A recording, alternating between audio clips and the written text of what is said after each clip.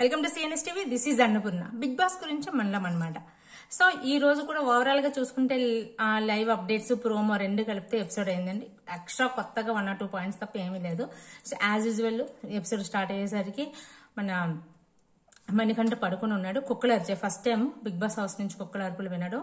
So అదే దాని గురించి బయట అందరూ మగాళ్ళు కూడా కూర్చొని మాట్లాడుకుంటున్నారు. అబ్బాయి ఇంకా నబిల్ అఫ్రిది ఇంకా శేఖర్ భాష వీళ్ళందరూ కూర్చొని ఏంటి అబ్బాయి ఎవరితోనూ కలవడు, ఎప్పుడప్పుడప్పుడు వస్తూ ఉంటాడు, ఏదైనా చెప్పినా సరే సజెషన్స్ తీసుకోడు అని. కరెక్టే. ఇక్కడ ఇది మణికంఠ ఏంటంటే ఒకటి ఏదైనా అవసరం ఉన్నప్పుడు డిస్కషన్స్ అవుతున్నప్పుడు వచ్చి మాట్లాడతాడు. మిగతా టైం అంతా కెమెరాస్తో స్పెండ్ చేయడానికి చూస్తూ ఉంటాడు. ఓకే, తను చాలా సఫర్ అయ్యాడు, పర్సనల్ లైఫ్లో చాలా ప్రాబ్లమ్స్ ఫేస్ చేశాడు.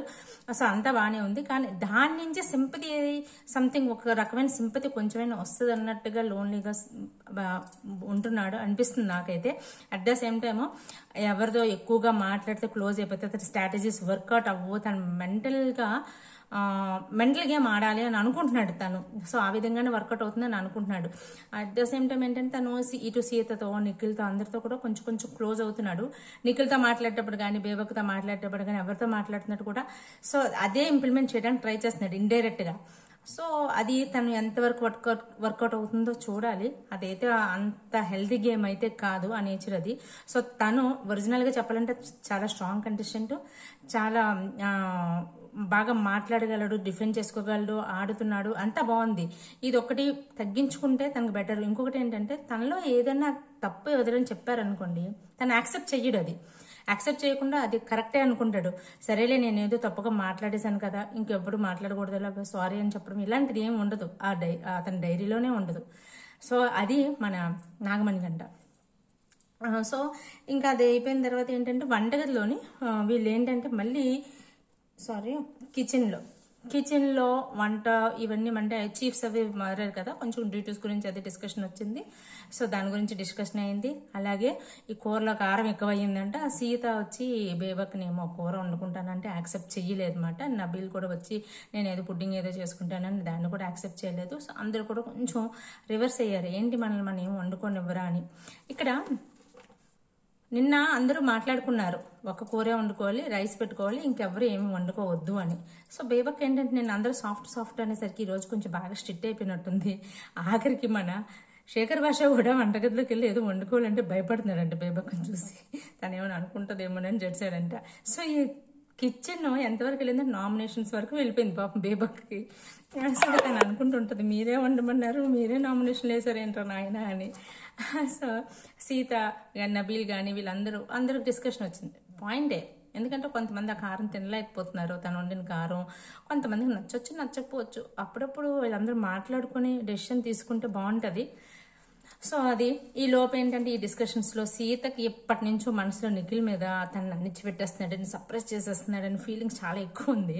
సో అది మాట్లాడుతున్నప్పుడు తను కిచెన్ నుంచి పక్కన పెట్టేస్తే లేదు నేను కిచెన్లోనే చేస్తానని చెప్పి నిఖిల్ మీద నువ్వేంటో నువ్వు మాట్లాడితే రైటు, ఎదుటి మనిషి మాట్లాడితే రాంగ్ అన్నట్టుగా మాట్లాడతావు, అన్నింటికి నన్ను ఇప్పుడు పక్కనే పెట్టేస్తావు అని కొంచెం గట్టిగా తన ఆవేశం ఎప్పటి నుంచి అణిచిపెట్టుకుంది కదా గట్టిగా అరవడం మొదలు పెట్టింది అనమాట.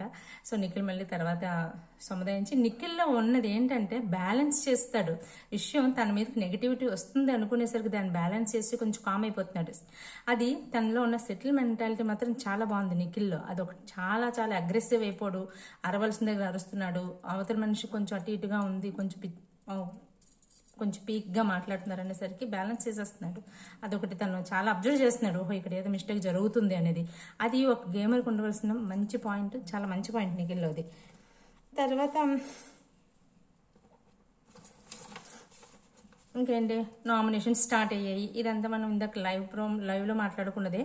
ఫస్ట్ కంటెస్టెంట్ ఎవరు, సోనియా బేబీని ఇంకా ప్రేరణని నామినేట్ చేసింది. ఇక్కడ మనం సోనియా గురించి మాట్లాడుకుంటే సోనియా నిజంగా గేమ్ చాలా బాగా అర్థమైంది అమ్మాయికి. ఎలా ఆడాలి, ఎలా కంటెంట్ ఇవ్వాలి, ఎంత షౌట్ చేస్తే బిగ్ బాస్ హౌస్లో షౌట్ చేస్తే మనం బాగా కనిపిస్తాము, మనం స్ట్రాంగ్గా కనిపిస్తాం అనేది తనకు అర్థమైంది. ఎలాంటి వాళ్ళ దగ్గర కూడా మొహమాటానికి వెళ్ళిపోకుండా, ఎలాంటి వాళ్ళు కొంచెం స్ట్రాంగ్ ఉన్నారు అనుకున్న వాళ్ళ మీద గట్టిగా మాట్లాడినా సరే మనం బాగా కనిపిస్తాం అనేది గేమ్ అయితే బాగా అర్థమైంది. 10 మందికైనా సరే సమాధానం గట్టిగా చెప్పగలుగుతుంది. చాలా స్ట్రాంగ్ మైండ్, చాలా బాగుంది అమ్మాయిది అయితే, అంతా బాగుంది, చాలా బాగా చేస్తుంది. కాకపోతే ఇక్కడ ఏంటంటే తను ఊరుకూరుకునే అరిచేస్తుంది. ఎంత కంటెంట్ ఇవ్వాలనుకున్నా సరే అంతలా అరుస్తుంటే నచ్చట్లేదు అందరికి. పెద్ద పెద్దగా నిన్న బేబక్ విషయంలో అంతగా ఓవర్ రియాక్ట్ అవ్వాల్సిన అవసరం లేదు, అంతగా రియాక్ట్ అయిపోయి. సో ఇవన్నీ కూడా కొంచెం చాలా ఎక్కువగా రియాక్ట్ అయిపోతుంది కొన్ని విషయాలకి. సో అది కంట్రోల్ చేసుకుంటే నిజంగా చాలా మంచి ప్లేయర్ అవుతుంది, చాలా స్ట్రాంగ్ ప్లేయర్ అవుతుంది. సో అలాగే ప్రేరణని కూడా నామినేట్ చేసింది కదా, ప్రేరణ ఏదో తను డిఫెండ్ చేసుకోవడానికి ట్రై చేస్తుంది కానీ సో పాయింట్లెస్గా గట్టిగా అరుస్తుంది ప్రేరణ నిజంగా. సో తను ఇంకొంచెం స్ట్రాంగ్ చేసుకుంటేనే తప్ప తను కంటిన్యూ అవ్వడం అయితే కష్టం అవుతుంది. ఎందుకంటే కొంచెం ఎలా డిఫెండ్ చేసుకోవాలి, ఎలా మాట్లాడాలి ఏం అర్థం కావట్లేదు తనకి.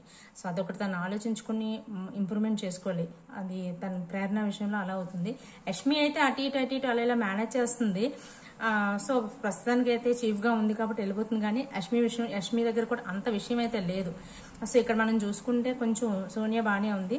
బేబక్ ఏంటంటే కొంచెం పెద్ద తరహాగా ఉంది. నిన్నటికి ఈరోజు కొంచెం తేడా వచ్చింది కాబట్టి చూడాలి. సీత నైనిక మాత్రం సూపర్ అబ్బా. నైనిక చాలా స్ట్రాంగ్ కంటెస్టెంట్. ఎక్కడైనా ఎవరైనా తప్పు మాట్లాడారు ఆ చుట్టుపక్కల తను ఉన్నానంటే మాత్రం తను అసలు ఒప్పుకోవట్లేదు. చాలా బాగా డిఫెండ్ చేసుకుంటుంది, చాలా బాగా ఫైట్ చేస్తుంది. అందరికన్నా నాకు తెలిసి అమ్మాయి చిన్న అమ్మాయి అయినా సరే చాలా బాగుంది. ఫిజికల్ యాక్టివిటీ కానీ, ఆర్గ్యుమెంట్స్ డిఫెండ్ చేసుకోవడంలో కానీ, లేకపోతే అనవసరమైన ఆర్గ్యుమెంట్స్లో వెళ్ళకపోవడం కానీ, ఎవరికి ఊరికనే సజెషన్స్ ఇవ్వడం కానీ అలాంటివి ఏమీ చేయట్లేదు. అమ్మాయి చాలా స్టేబుల్గా ఉంది. ఈ అమ్మాయి ఒకటి ఇలానే ఉంటే మాత్రం మంచి ప్లేయర్ అయ్యే అవకాశం ఉంటుంది. తర్వాత ఇంకా ప్రేరణ బేబక్కని పెట్టినప్పుడు ఇక్కడ ఏంటి, వీళ్ళు చీఫ్లే ఇద్దరు ఎవరో ఒకరు చూస్ చేసుకోవాలి కాబట్టి యష్మి వెళ్ళి బేబక్ని నామినేట్ చేసింది అనమాట.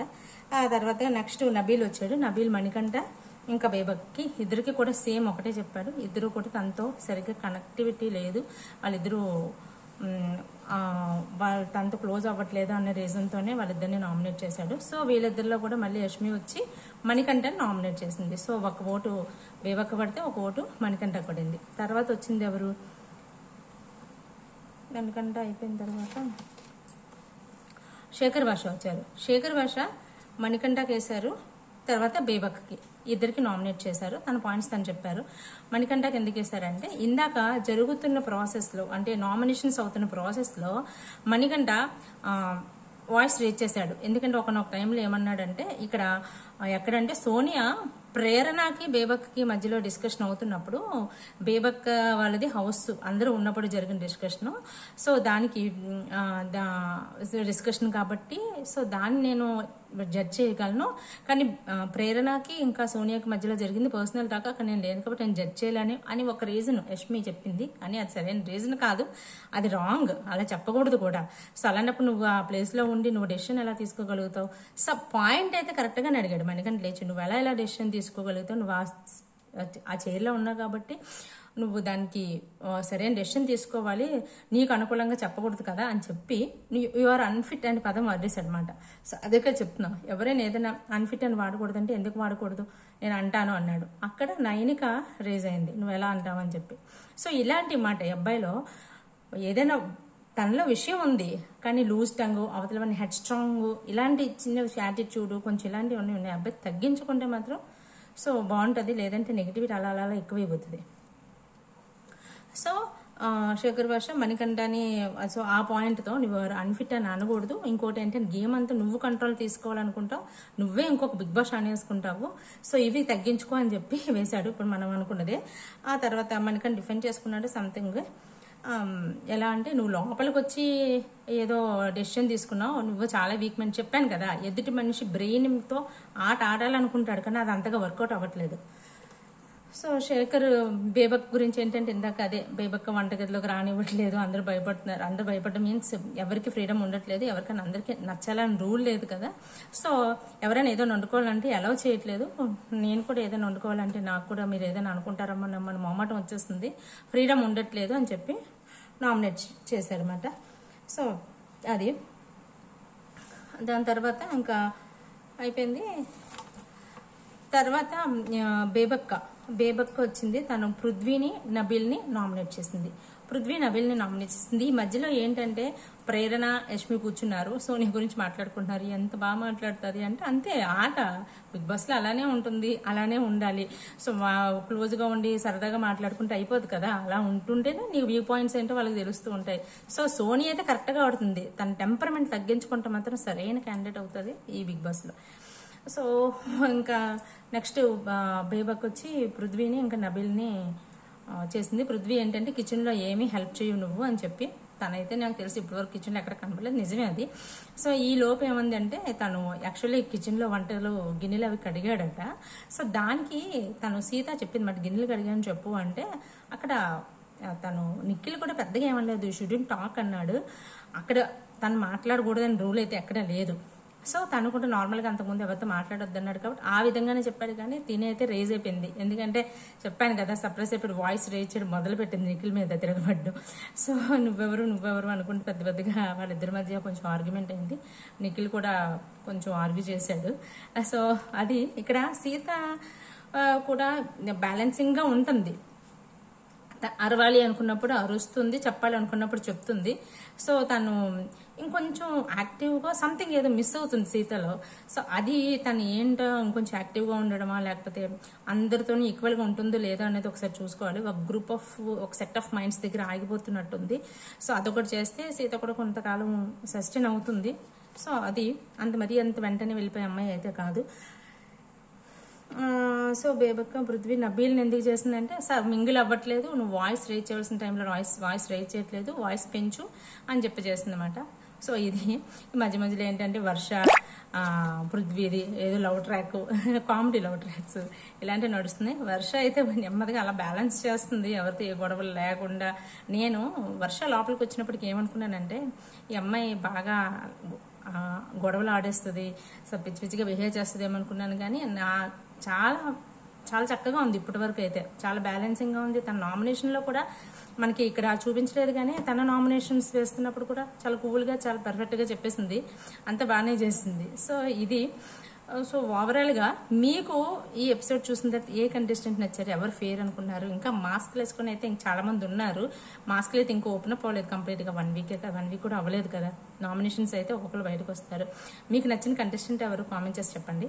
అలాగే నేను చెప్పిన రివ్యూ మీకు నచ్చుతుందా నచ్చట్లేదా, నచ్చకపోతే రీజన్స్ ఏంటి, నచ్చితే ఒక లైక్ చేసి షేర్ చేయండి. ఇప్పటివరకు నా ఛానల్ సబ్స్క్రైబ్ చేసుకోకపోతే please subscribe my channel. So take care, bye.